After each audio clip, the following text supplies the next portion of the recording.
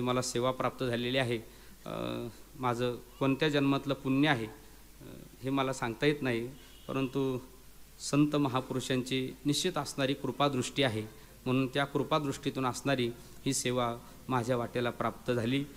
गुरुवर्य बाबांनी कृपादृष्टीने आणि सांगितलं सेवा करा। बाबांचा फोन जेव्हा आला तेव्हा मला तर एकदम काही असं सुधारलं नाही, कारण नाही म्हणण्याची हिंमत नाही।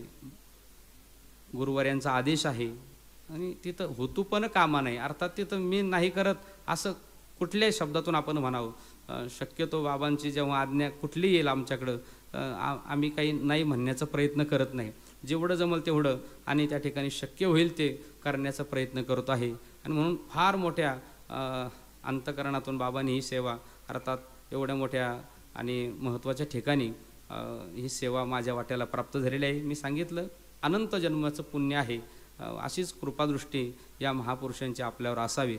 म्हणून हे असो दिठीवा जयावरी झळके, महापुरुषांची जर दृष्टी आपल्यावर पडली, ज्ञानोबा म्हणतात हे असो दिठीवा जयावरी झळके की हा पद्म करू माथा पारुखे, किंवा त्यांचा हात जरी आपल्या डोक्यावर पडला तर ज्ञानोबा म्हणतात तो जीवाची परी तुके महिषेशी, त्या जीवाची तुलना शिवाबरोबर होईल म्हटले। एवढा अधिकार महापुरुषांच्या दृष्टीत, महापुरुषांच्या हस्तात त्या ठिकाणी कृपेमध्ये असतोय। म्हणून अशा दृष्टीने एक कृपा माझ्यावरती आहे।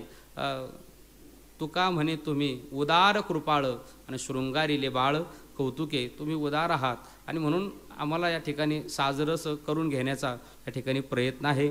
म्हणून मी सांगितलं माझ्या जीवनातले गुरुवर्य बाबांचे थोडे बहुत आलेले अनुभव मस्त आम्हा सर्व जेवढे साधक आहेत या साधकांनी जर आज सध्याच्या काळात बघावं तर त्या ठिकाणी गुरुवर्य बाबांकडे बघावं। बाबांचा नित्यनेम असेल, बाबांचा परमार्थ असेल, बाबांचं हे त्या ठिकाणी असणारे एवढं कार्य असेल, हे सगळं एखादा पैलू आपण आपल्या जीवनात उतरावा। आणि बाबांचा मस्तीत असणार परमार्थ किती सुंदर असणार परमार्थ असतो।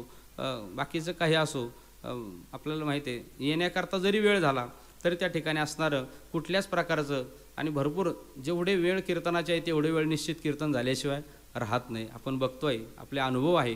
आणि म्हणून बरं तसं काही नाही, 10,000 लोक जरी कीर्तनाला असले तेवढ्याच आवेशात ती सेवा असते।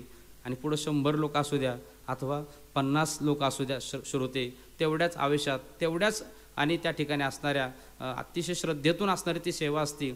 आपल्या पुढं तर वातावरण नसलं तर आपण लगे कसं तरी गेलं घेतलं गुंडाळून, परंतु त्या ठिकाणी असणारं महापुरुषांचं जीवन आपण पाहावं। अर्थात कुठलीही परिस्थिती, एक वेळेला आमच्याच भागामध्ये भोजनामध्ये कांदा लसूण टाकल्या गेला, न कळत मी 3दा जाऊन सांगितलं त्या घरात, परंतु त्या ठिकाणी टाकल्या गेलं तरी पण बाबा काहीच नाही, पटकन बाबांनी दूध भाकरी खाल्ली।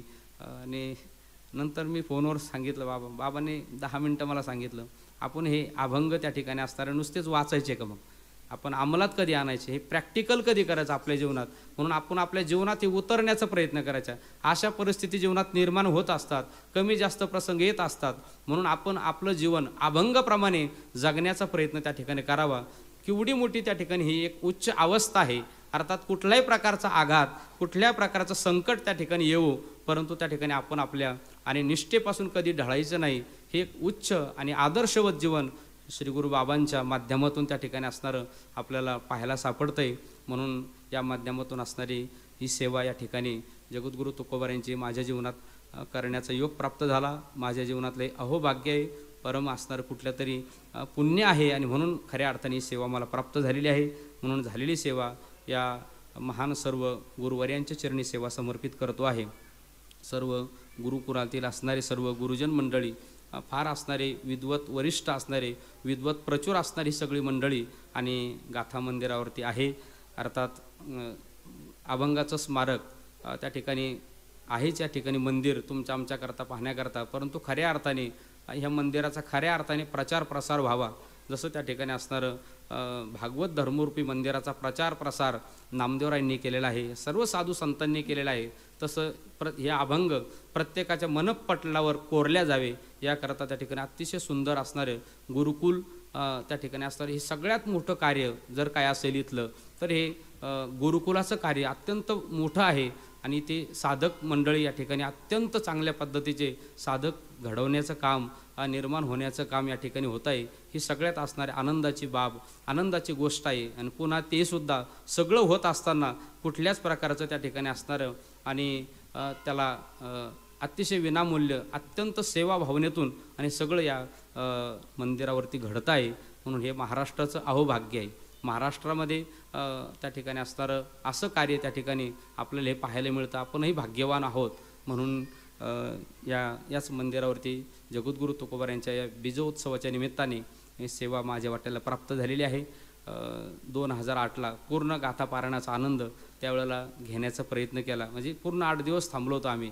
मी सांगितलं सुरुवातीला, गुरुवारी बाबांच्या बरोबर दररोज स्नानाला गेलो. दररोज 8 दिवस बाबांच्या स्मरणात नसेल पण मी दररोज कपडे धोतर धुण्याचा प्रयत्न केला, परंतु मला एकही दिवस सेवा मिळालेली नाही. आणि म्हणून तेव्हा आनंद त्या ठिकाणी पारायणाचा घेतलेला होता. असंच अधूनमधून त्या ठिकाणी आम्ही बीजेला येत असतो, येणं जाणं त्या ठिकाणी आहे. आणि म्हणून यावर्षी ही प्रवचनाची सेवा माझ्या वाट्याला प्राप्त झाली.